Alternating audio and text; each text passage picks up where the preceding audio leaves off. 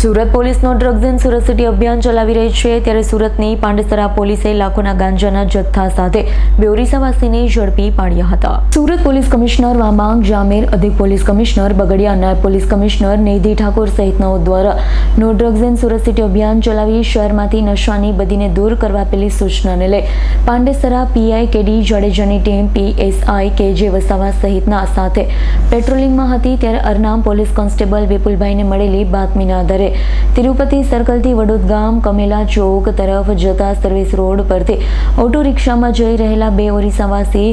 ગોલક Bihari deca બહેરા અને કાન્હુ ચરણ સુભાષ પ્રધાનને અટકાવી રિક્ષાની તપાસ કરતા રિક્ષામાંથી 3,03,000થી વધુની કિંમતનો 6.70 કિલો ગાંજો તથા બે મોબાઈલ ફોન અને રિક્ષા મળી પોલીસે 3.90 લાખથી વધુની મત્તા કબજે કરી બંને વિરુદ્ધ કાયદેસરની કાર્યવાહી હાથ ધરી હતી। Bureau report S9 news Surat. અમારી તમામ માહિતીથી અપડેટ રહેવા માટે જોડાયેલા રહો S9 ન્યૂઝ સાથે।